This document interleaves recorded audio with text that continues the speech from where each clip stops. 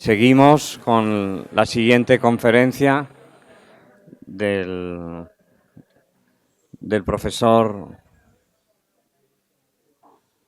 don Jesús Daniel Alonso Porras.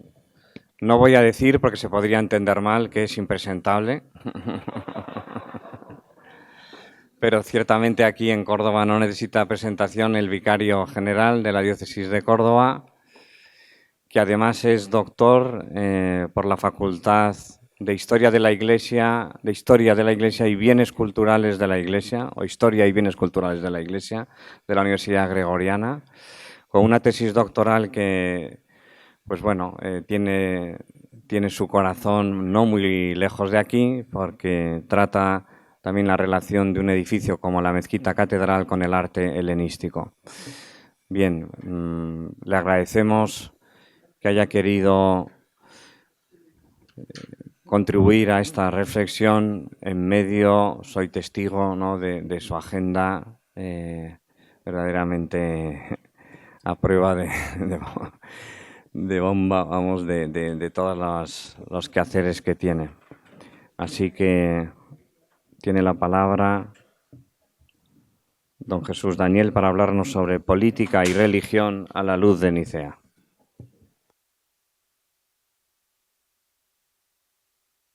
Porque ya saben que don Demetrio es muy insistente, y entonces cuando él planteó el asunto del Congreso, pues contó conmigo, ¿no? Y evidentemente muy contento.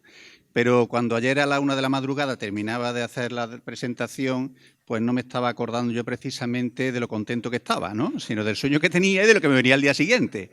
Pero bueno, creo que podremos salir más o menos, y para ello he elaborado un pequeño PowerPoint, de forma que podamos ir viendo algunas imágenes, ¿no?, en torno a este asunto, ¿no? Este asunto que es la política y la religión a la luz de Nicea, ¿no?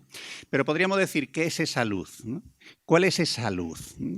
¿Estamos pensando aquello que ocurre después de Nicea o tenemos que retrotraernos a una luz anterior, ¿no?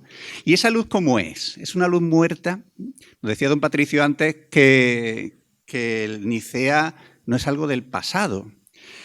Pero cuando uno contempla que se trata de un acontecimiento del siglo IV, pues puede tener la imagen de que es algo arqueológico, algo que estudiamos casi por hobby, ¿verdad?, por afición, porque realmente no nos toca en nuestra actualidad, como quien contempla esos restos magníficos del acrolito de Constantino que se encontraron en la Basílica de Nicea, de Magencio, y que están en un patio, allí parece que están al lado de los servicios, como pueden ver, y están en un patio de los museos, del Museo Capitolino, allí en esa zona preciosa del Capitolio, ¿no?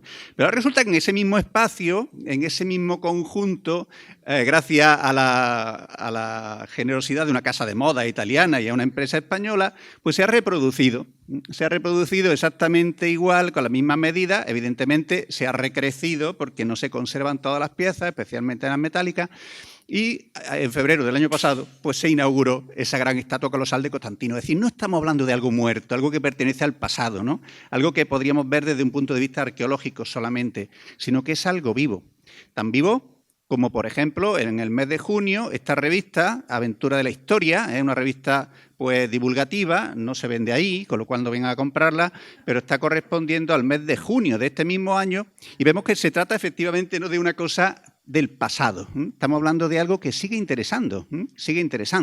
El concilio que decidió el devenir cristiano de Europa, ¿no?, de esos titulares, ¿no?, que Nati y que nuestros periodistas pues saben hacer muy bien. Pero me gustaría que se fijaran en la parte baja, donde dice: los detalles del sínodo, parece como un thriller, ¿no?, que combatió la herejía de Arrio e inauguró la alianza entre el trono y el altar. Es decir, es esa visión, ¿no?, que quizá ha quedado de Nicea, ¿no? Desde entonces, alianza entre el trono y el altar. Bueno, gracias a don Agustín Moreno, que está aquí presente, canónigo de la Santa Iglesia Catedral, pues tuve noticia de la página en griego, pero que luego se puede traducir, de los ortodoxos, y en ella pues vemos, por ejemplo, primero este texto. No está en la página de los ortodoxos, eso vendrá después. Esta es la bula del jubileo que lanzó el Santo Padre Francisco de feliz memoria, que nos está hablando de ese 1700 aniversario de la celebración de Nicea. El jubileo ordinario va a celebrar o está celebrando también ese aniversario. No es algo del pasado. El Santo Padre nos estaba hablando de lo importante que es custodiar la unidad, por eso lo he subrayado. Después lo sigue diciendo, tuvo la tarea de preservar la unidad seriamente amenazada por la negación de la plena divinidad de Jesucristo, ¿no?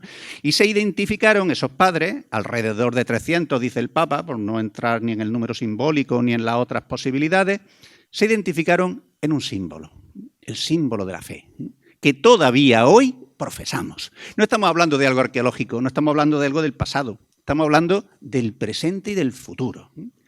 El Santo Padre nos decía que el Concilio de Nicea marcó un hito. Lo hemos dicho antes, ¿verdad? Lo decía la profesora esa noche cuando decía realmente un hito, ¿no? Representa la invitación a todas las iglesias y comunidades eclesiales a seguir avanzando en el camino hacia la unidad. Repite varias veces el Santo Padre esa palabra porque es realmente importante y hace referencia evidentemente al texto de San Juan, ¿no? Cuando dice el Señor que todos sean uno para que el mundo crea. Bueno, es muy bonito como el Papa se refería a cuantos lean esta carta, la esperanza les colme el corazón. Bueno, esto sí nos puede servir también como base, ¿no? Un libro de Giancarlo Rinaldi, publicado en 2020, ya el título está hablándonos de la historia de un conflicto, ¿no? Digamos que Rinaldi toma un poco esa línea en su libro, pero sí que habla de que aunque siempre se ha entendido como un continuo conflicto entre paganismo y cristianismo, hoy se considera que se vivió en una sociedad más compleja, ¿no? Religiosamente compuesta. Él aprovecha para decir, claro, hay ciertos confines que no son claros, por ejemplo, la coexistencia de motivos paganos en el arte cristiano. Eso es una evidencia, ¿no? Para ello le he traído esta lápida, que es muy interesante, apareció en Ostia antica, se conserva en su lapidario, pero quisiera que se fijaran efectivamente la DM, dis manibus, ¿no? A los dioses manes. Es decir, ahí hay una referencia al paganismo. Pero miren ustedes de quién se está hablando. De un tal Marco Anneo Paulo Petro. De Rossi, cuando se encontró esto en el siglo XIX, pues hablaba de la evidencia. Él nunca había encontrado una lápida en la que apareciera un Pablo Pedro. Pero además de la familia Annea. Esto es muy sugerente para los cordobeses, ¿verdad? Porque ya sabemos que Séneca es anneo, de la familia Annea, también Junio Galión, aquel que juzga, Galión de Acaya, juzga a San Pablo.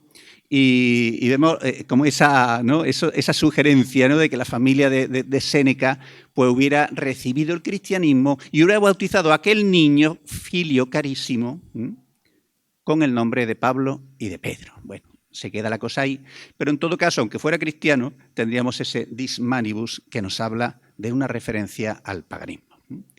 También Marta Sordi nos habla en ese libro ya antiguo del año 80, bueno, antiguo para los más jóvenes, para mí no es antiguo, ¿no? Estaba yo estudiando la carrera de Historia, es del 84, lo revisó en el 2004, se ha republicado en el 2023, y habla de que no se puede generalizar, ciertamente, ¿no? No se puede generalizar porque cualquier generalización en esa relación de cristianismo con poder político es incorrecta, ni hubo siempre persecuciones, como hacen ver las películas de Hollywood, ni al contrario, es decir, ni se deben minimizar, ¿no? las persecuciones, porque realmente fueron muchas de ellas muy terribles, como tenemos constancia en nuestra misma ciudad, ¿no? Pero siempre se ha visto así como algo natural, ¿no? Es normal, una contraposición entre cristianismo y poder. Porque la oposición del cristianismo, ¿verdad? Que el cristianismo que según Toynbee, ¿no? Pues fue la causa de la caída del Imperio Romano, etcétera, ¿no? O bien como la iniciativa del Estado contra esa religión que intentaba destruirlo, ¿no? Pero vamos a ver lo que nos dice, aquí sí voy, me he saltado antes a lo que me facilitó don Agustín Moreno, ¿verdad? Lo que nos dice el metropolitano Kirill de Crini, una pequeña sede que hay, fue invadida por los turcos, en fin. Esto lo decía el 30 de mayo, decía una cosa muy reciente, ¿no? Y volvía de nuevo la mirada hacia Nicea, ¿no? El cumplimiento de los 1700 años desde la convocatoria del primer concilio atrae nuestra atención a ese año, a ese siglo, ¿no? Fundamental, nos dice, para la constancia de nuestra correcta fe respecto a la persona de Jesucristo, ¿no? Aprovecho ahí un precioso fresco de Cesare Nebbia en la Biblioteca Vaticana, donde aparece Constantino y donde evidentemente obispo que está presidiendo ese Concilium Nicaenum Primum es Osio. Nos sigue diciendo el metropolita. Fue el periodo en que la Iglesia tuvo que abandonar la lucha por su existencia. Decían, han acabado las persecuciones por la identidad de su enseñanza, esas disputas, y la defensa de la verdad de la que era portadora, ¿no? A la rápida y eficaz difusión de su palabra salvadora, en esa expresión de Eusebio, que como un rayo de sol comenzó a cubrir el mundo entero, se extiende la grieta interna de las fuerzas corruptoras de la herejía. Es decir, contra esa unidad querida, contra esa unidad deseada, contra esa unidad a la que llama Jesús, pues actúa la herejía.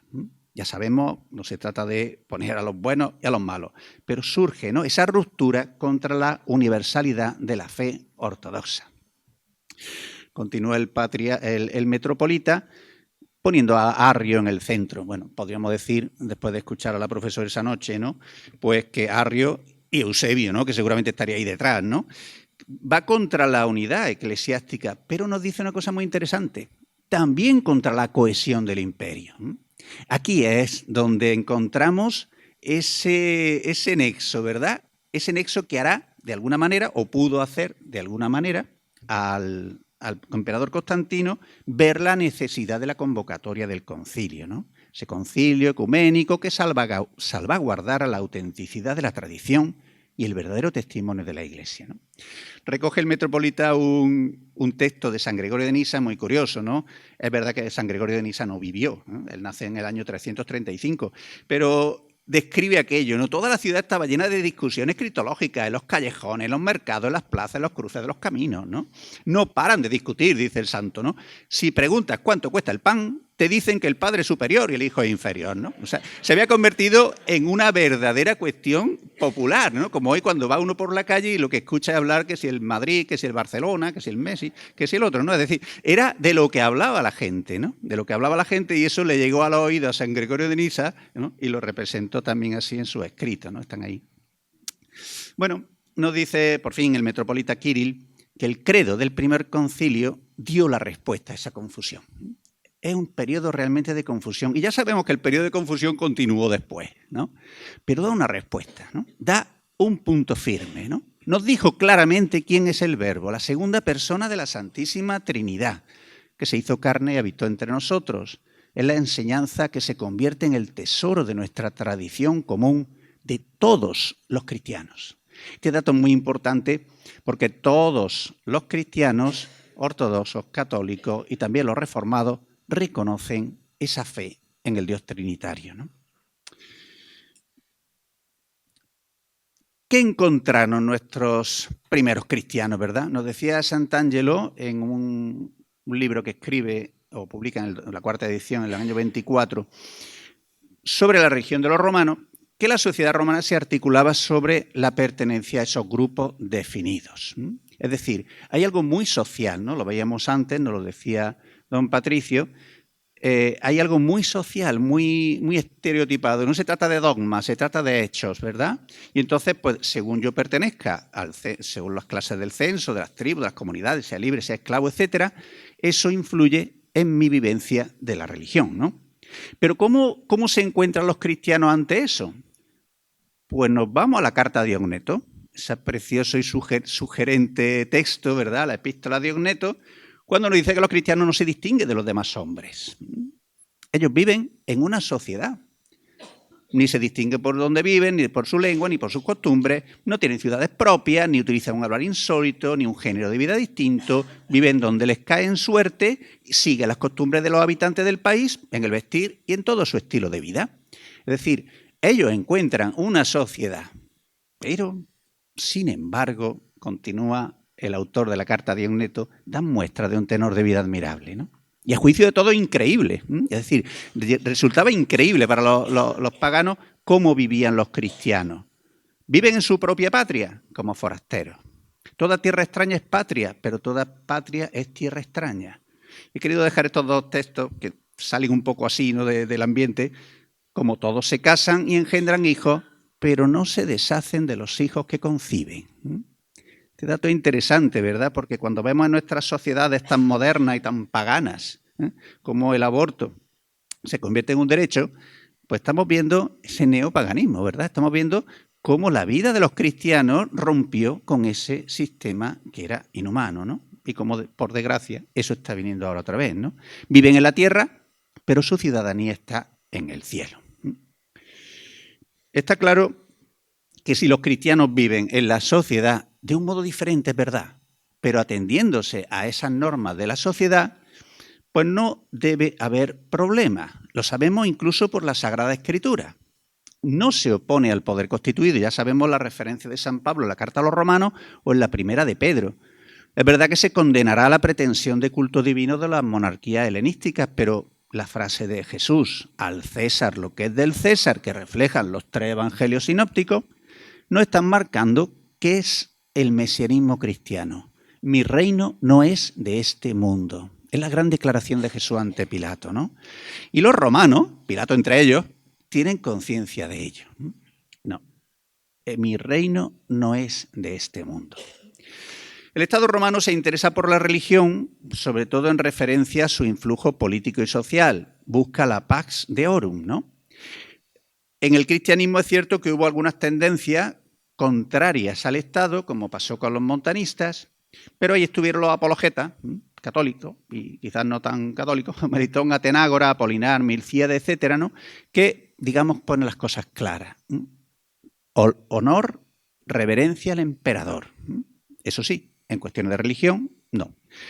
La cosa cambiará con las persecuciones de Valeriano y de Diocleciano, donde los cristianos se empiezan a considerar un peligro, porque se le acusa de impiedad contra esa pax, ¿no?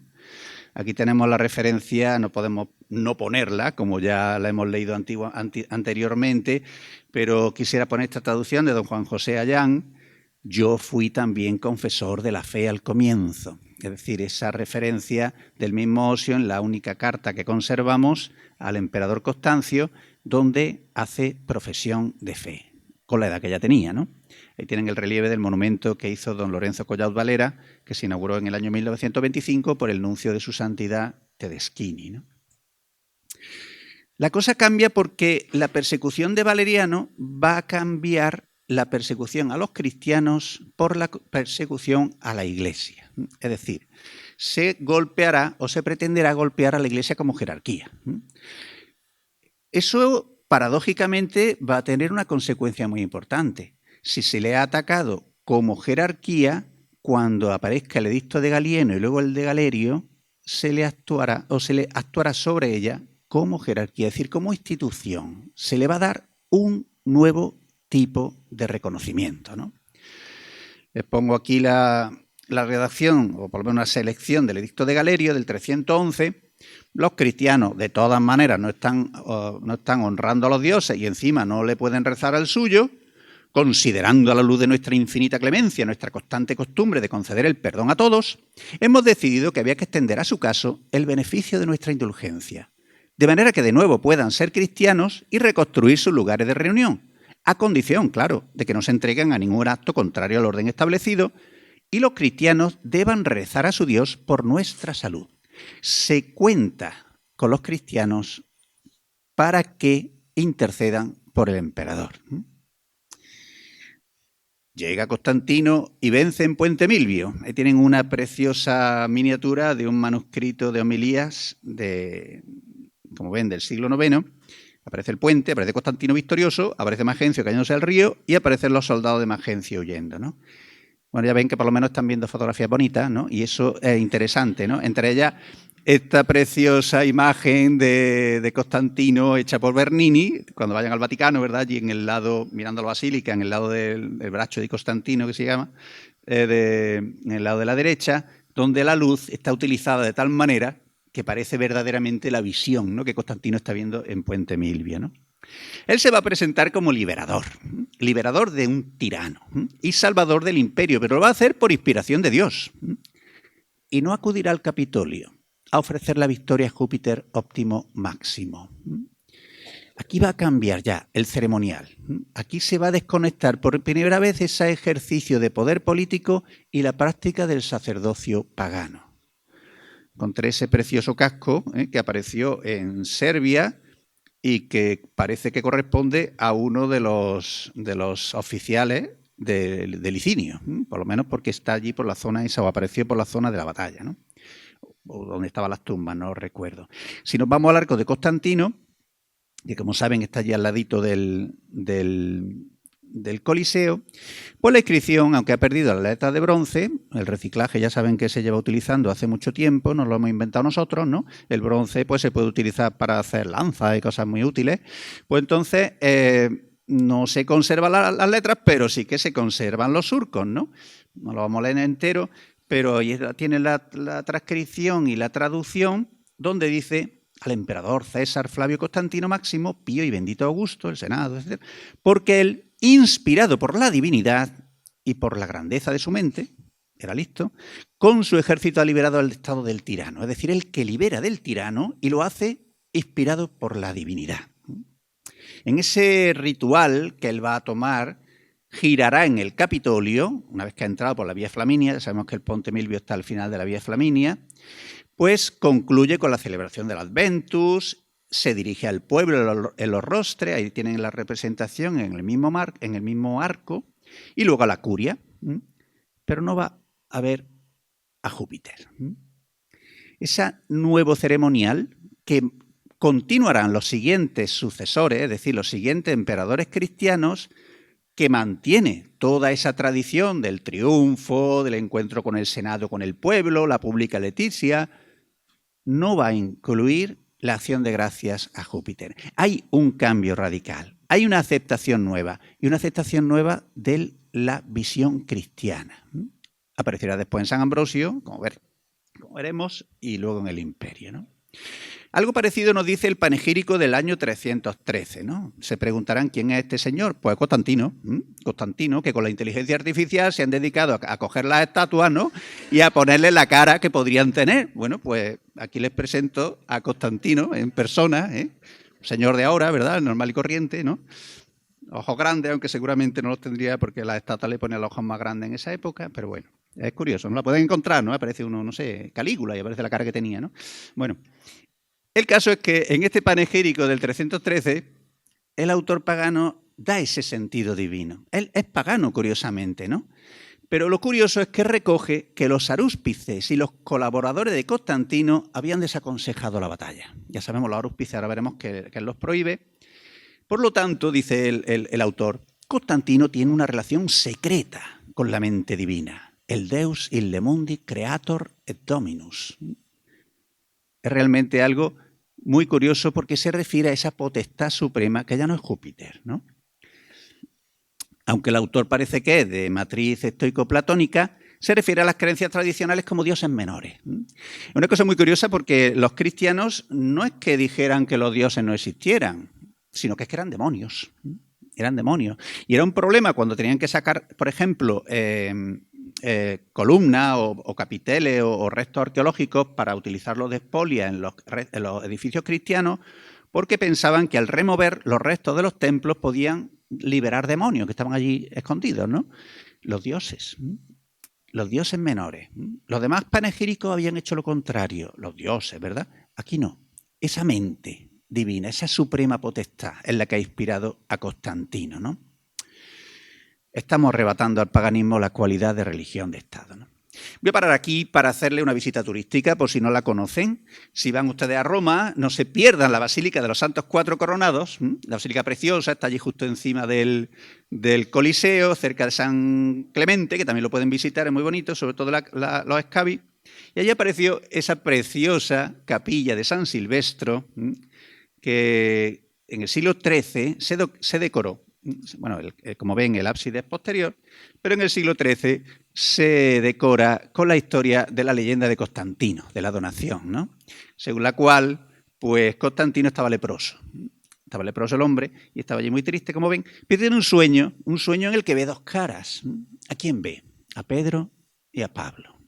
Bueno, pregunta por allí y entonces resulta que le dicen, no, tiene usted que ir a ver al Silvestre, ¿no? Al obispo Silvestre, que seguramente le puede dar solución. Y le da la solución a la lepra. ¿Cómo lo hace? Mediante el bautismo. Es una referencia preciosa, es verdad que no es más que una leyenda. Bueno, no es más que una leyenda, no, porque gracias a eso, ¿verdad? La donación de Constantino, ¿no? Para la Santa Sede, pues muy, ¿no? Pipino el Breve, etc. Bueno, el caso, no vamos a entrar en eso. Pero el bautismo es el que libra de la lepra. Nos está recordando a Naamán el sirio, ¿verdad? Cuando Eliseo le dice, báñate en el río 7 veces y se cura de la lepra. Pues, ¿qué es lo que realmente cura de la lepra?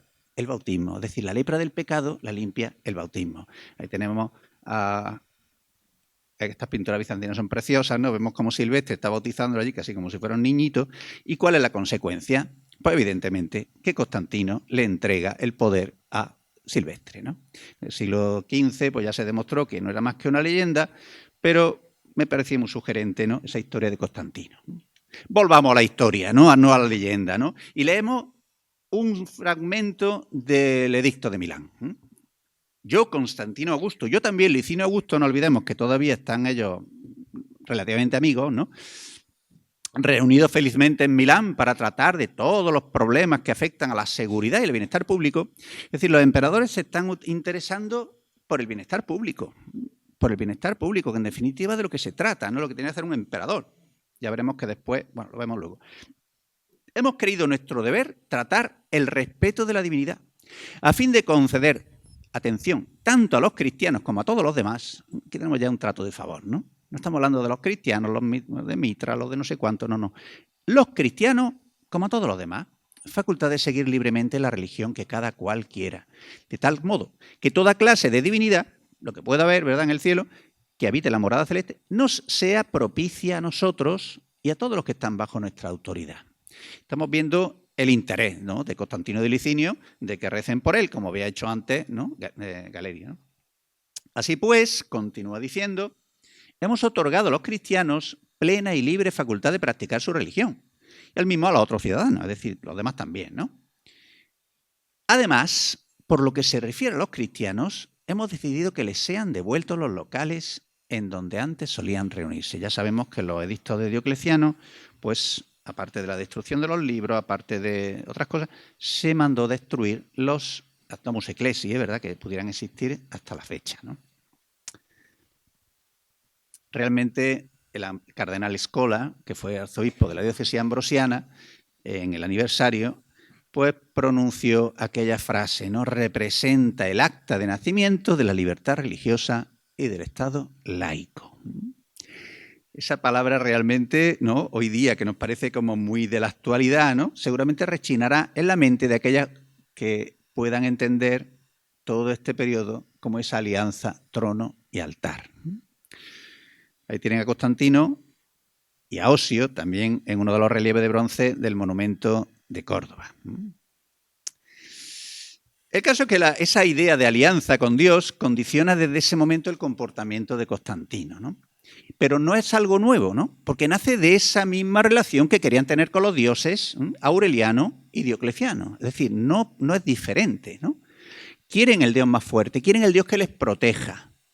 Lo que ocurre es que Constantino, como nos decía la profesoresa, todavía no tenía esa conciencia, ¿no? Es como cuando a veces van a África, ¿verdad?, y la gente se convierte y le dicen que tienen que dejar a sus 3 esposas, ¿no? Y dice, bueno, en fin, ¿cómo se conjuga, ¿verdad?, la fe con el modo de vida? Para los romanos la fe es hacer cosas, ¿no?, o la religión. Para los cristianos supone un cambio de vida, ¿no?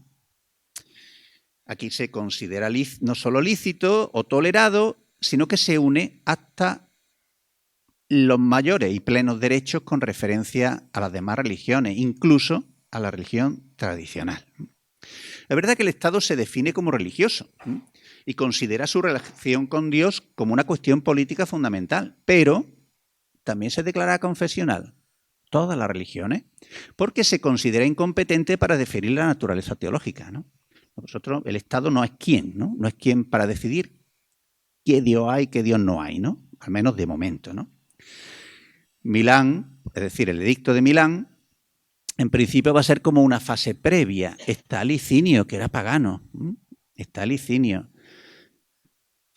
Con el tiempo, después de la derrota de Licinio, llegará a ser Constantino el único emperador y con el tiempo su religión la oficial de Roma. Para la salvación del imperio, en definitiva, ¿no?, que es para lo que se trataba, ¿no? Hay algunos gestos, ¿no?, que hace Constantino, como por ejemplo la prohibición de los arúspices, ¿no?, aquello, o por lo menos la aruspicina pública, ¿no? Quiero recordar, porque lo considera como una superstición, ¿no? Es decir, ya de hecho le habían dicho que no se enfrentara con Magencio, ¿no? Digamos que tuvo ahí la prueba de que aquello era falso, ¿no? Pero bueno, aún así va a utilizar o va a tolerar símbolos paganos e incluso en la fundación de Constantinopla, como sabemos, también, además de la iglesia de los santos apóstoles, etcétera, pues también edificará templos paganos, ¿no? ¿Cómo lo entendieron eso los romanos? Pues seguramente muchos de ellos se vieron atraídos, ¿no? Atraídos por una religión que recordaba las antiguas virtudes romanas, ¿no? Que promovía la virtud, que promovía la solidaridad interna y que además hacía responder a una espiritualidad que la religión pagana no podía dar, ¿no? Bueno, aunque me decían por aquí que Constantino se bautizó en el lecho de muerte, pero bueno, es muy bonito verlo así, como lo veíamos en la pintura bizantina, los museos vaticanos, ¿verdad? En estos frescos atribuidos a Penni, a Giulio Romano, ese bautismo que además se está celebrando, evidentemente, que el bautismo de San Juan de Letrán, ¿no? Si ustedes lo miran, ¿no? El batisterio de San Juan de Letrán, ¿verdad? Con esa fuente en medio de esas columnas jónicas preciosas de pórfido, aunque aquí no se ven tanto que sean de pórfido, pero bueno.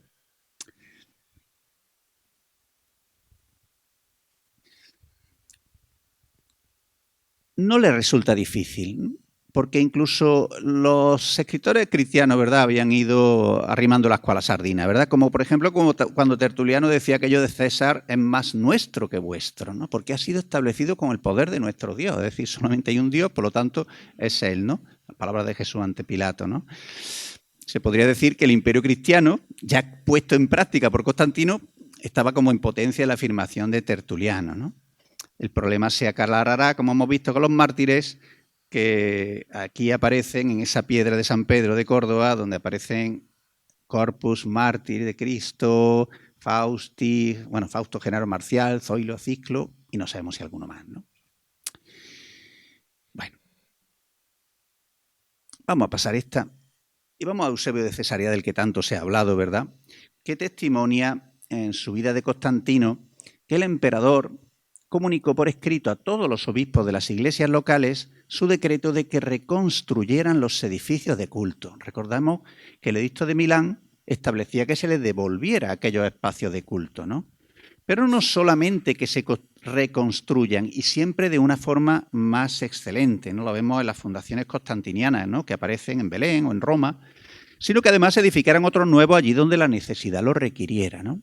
Esa faceta del mecenazgo de Constantino y de Santa Elena, no lo olvidemos, ¿verdad?, en torno a la construcción de edificios de culto va a ser fundamental, ¿no?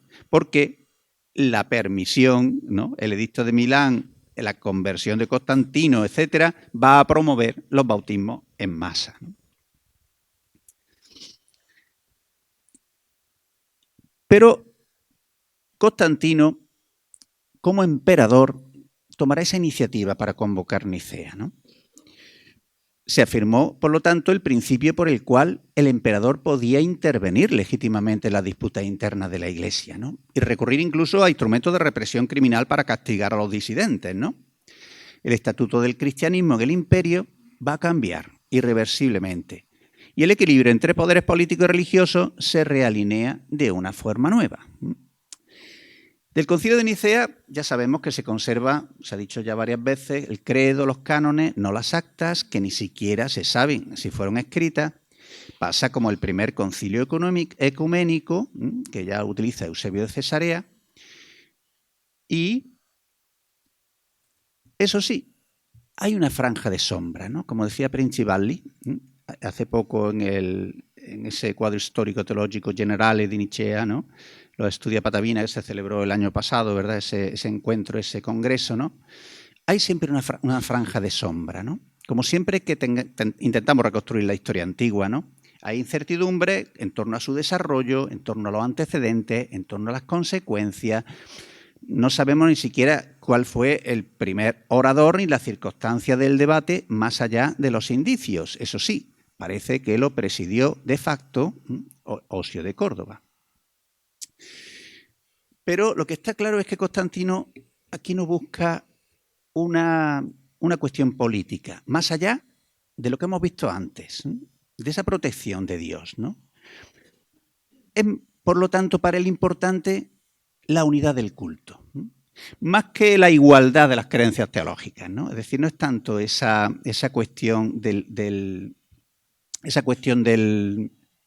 credo, ¿no? Sino más allá, lo que le interesa es que el culto sea el mismo, ¿no? Esa trayectoria o esa ascendencia pagana que Constantino tiene, ¿no? Eusebio va a dedicar el capítulo 5 del libro 3 de la Vita Constantina a ese asunto, como hemos visto, ¿no? Y el propio Constantino presenta la decisión sobre la fecha de la Pascua como el fruto más importante del concilio, ¿no? Es esa visión del emperador que no entra, parece que no entra tanto en disquisiciones teológicas como en cosas prácticas, ¿no? Si todos celebran el mismo día, pues estamos unidos, ¿no? Pero volvamos a la frase famosa de la revista, ¿no? De la revista de divulgación, ¿no? ¿Qué relación hay después de Nicea con respecto al trono y al altar? Pues nos vamos a nuestro Osio de Córdoba, ¿no? A la misma carta, la misma traducción de don Juan José Ayán. No te atribuyas autoridad para los asuntos eclesiales, ni nos des órdenes sobre ellos. Por el contrario, aprende eso de nosotros. Dios puso en tus manos el poder, es decir, un reconocimiento importante el que está haciendo Osio del poder del emperador. Pero nos confía a nosotros los asuntos de la Iglesia. Y así como el que te usurpa el gobierno se opone a lo dispuesto por Dios, importante este apoyo, ¿verdad?, de la Iglesia al poder monárquico, al poder imperial, de la misma manera teme tú también apropiarte de los asuntos de la Iglesia, pero sin intervenir en los asuntos de la Iglesia, ¿no? Está escrito, dad al César lo que es del César y a Dios lo que es de Dios. Vamos a ver a otro ejemplo, al ejemplo de San Ambrosio. Es verdad que estamos hablando de primeras espadas, ¿no? Aquí no podemos hablar de cualquiera. San Ambrosio, defensor de la fe de Nicea, pues realmente se concentra contra los demás cristianos, especialmente contra la gran comunidad arriana que existía en Milán, ¿no?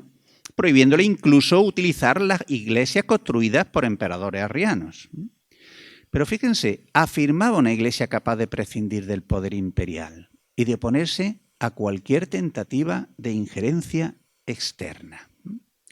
Él llegará a decir, citando a Polibio, que los romanos son capaces de ajustarse, de comprender la necesidad de modificar aspectos o situaciones con el fin de conseguir sus objetivos. Abandonar el paganismo no es abandonar el imperio romano.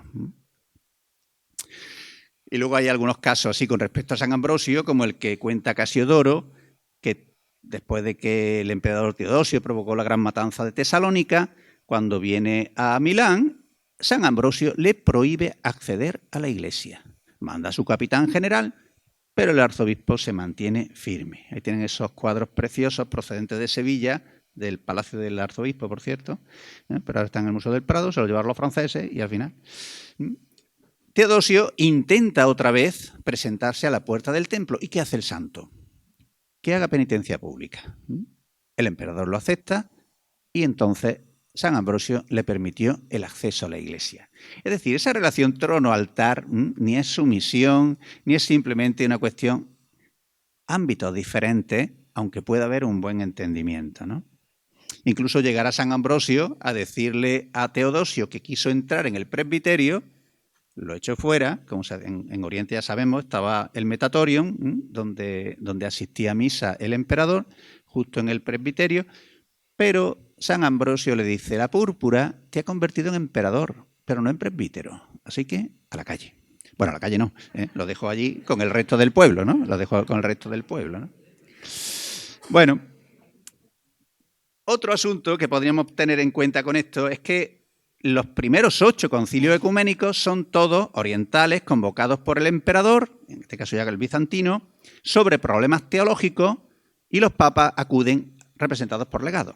Sin embargo, los concilios medievales, ya en Letrán, en Viena, etc., son todos occidentales, sobre asuntos disciplinares y convocados por el Papa. Ahí no interviene el emperador. Digamos que en Occidente no se reconoce ya la presencia o la autoridad del emperador bizantino, ¿no? Y vemos también como en tiempo de Teodosio II se recoge en el Codex Theodosianus gran parte de la legislación promulgada en el siglo IV en materia de religión, es una fuente muy importante, que incluso llega a ser válida mucha de esa legislación en el Códice de Justiniano, pero lo que nos interesa es que se recoge toda esa legislación que nos va atestiguando la progresiva consolidación de la Iglesia en todo el Mediterráneo. He utilizado este signo, o mejor dicho, esta fotografía, el famoso disco de Teodosio, que parece que es Teodosio II, ¿no?, de la Real Academia de la Historia, apareció en almendralejo, de plata, precioso, ¿no? Misorium, parece ser, o un disco de un gran tamaño, donde aparece el emperador. Pero quisiera que se fijaran ustedes en esta similitud. Ahí está el Misorium, aquí está la luna, y aquí es que se lo debo yo a don Patricio, porque esto cuando lo vi en la exposición me encantó, ¿no? Esa referencia de una cita de Joseph Ratzinger, cuando nos dice que la Iglesia es como la luna. Joseph Ratzinger habla de cuando los astronautas llegan, ¿verdad?, a la Luna allí, esto lo escribe creo que en el 71, una cosa así, pues entonces dice que encontraron los astronautas en esa Luna preciosa que nosotros vemos desde aquí. Pues encontraron un desierto lleno de polvo, de arena, y ni siquiera brillaba, ¿no? Es una cosa, ¿no? Y por eso decía el Papa, entonces no era Papa, claro, era teólogo, la Iglesia es como la Luna, aunque sea en un desierto de rocas y arenas, nos da una luz que no es suya, iluminándonos en nuestra noche. Es realmente una cita preciosa, porque en definitiva esa es la luz de Nicea. La luz de Nicea es esa. Estamos hablando no de una luz propia, es la luz de la Iglesia, es la luz de la Escritura. La Iglesia refleja la luz de Dios, ¿no? Y esa es la luz que nos habla y nos dice que al César lo que es del César y a Dios lo que es de Dios. Muchas gracias.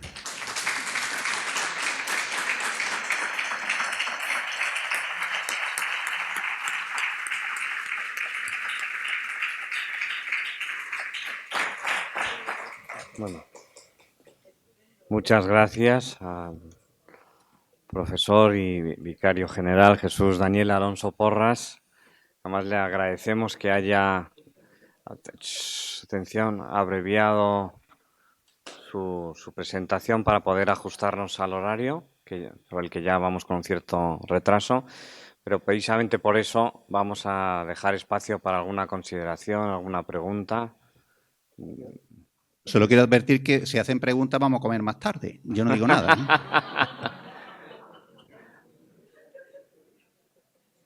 Si alguien quiere. Sí, atención. Perdón.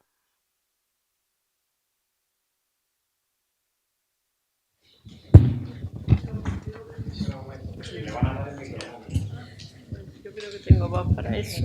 Lo que quiero preguntar es, en una de las fotografías que ha salido, que no hemos reído porque la han puesto nueva de relieve, es la cara de un fraile de los trinitarios que lo he visto y digo, este señor es de los trinitarios. Sí. Es idéntico, vamos, yo recuerdo a ese señor y una aparición. Sí. Es estupendo, ¿eh? Sí. Muchas gracias. Muchas gracias. Esa pregunta es fácil. Bueno, es simplemente una cuestión de inteligencia artificial, pero evidentemente la inteligencia artificial está usando algo y quizás ha utilizado la cara del fraile, no lo sabemos, ¿no? Pero bueno. Bien, sin llegar a tanto, a tanta evolución, si hay alguna otra consideración o cuestión. Bueno, si no, yo me permito hacer como una pregunta o una sugerencia o no sé muy bien, como una... ¿Y no habría sido más audaz por parte de Osio esas afirmaciones que hemos leído tan bonitas, ¿no? Dar al César lo que es del César, métete en tus asuntos y tal. Si se las hubiera dirigido en lugar de a Constancio, al propio Constantino unos años atrás. Esto es lo que se llama historia ficción, ¿no? Porque realmente nosotros no sabemos lo que hubiera ocurrido ni lo que hizo, ¿no? Y no lo sabemos. Lo que sí sabemos es que evidentemente Osio era un hombre inteligente, ¿no? No es fácil. La personalidad de Osio realmente es fascinante, ¿no? Porque uno dice, ¿cómo puede ser que el obispo de Córdoba, que en definitiva era una capital provincial, llegue a ser el gran consejero del emperador Constantino, ¿no? ¿Qué ha pasado ahí? Constantino tendría buen ojo, ¿no? Pero evidentemente fue a poner el ojo en alguien que realmente era alguien muy válido y muy inteligente. Y está claro que Osio se estaba, dentro de su santidad, legítimamente, seguramente aprovechando de la situación. Es decir, él veía como Osio, seguramente por influencia también de su madre, etcétera, perdón, como Constantino, por influencia de su madre, etcétera, pues estaba acercándose al cristianismo, ¿no? Y es muy legítimo que el obispo, pues, de alguna manera, quisiera aprovechar esa corriente, ¿no? Luego es cierto que eso es lo que hay que dirigir y controlar, ¿no? Pero tampoco hay que olvidar que Constantino, digamos, no se puso de parte de los arrianos, ¿no? Es decir, Constancio, estamos hablando de otro caso, ¿no? Es una situación, en primer lugar, es un personaje mucho menor, mucho menor. En segundo lugar, Osio con Constantino era más joven, aunque ya tenía su edad, ya era obispo, pero digamos que los 100 años, ¿no? O los 90 y muchos con los que escribe la carta, le dan una autoridad moral a Osio como para cantarle las 40 al emperador, ¿no? Cosa que quizás antes no se hubiera atrevido o simplemente que utilizó por los propios fines de la Iglesia, ¿no? Es lo que se me ocurre a mí. Muchas gracias. Sí, sí. O me cabe la sospecha de que sí, esa inteligencia práctica pasara factura años después, ¿no? Claro, pero sí, no lo sabemos.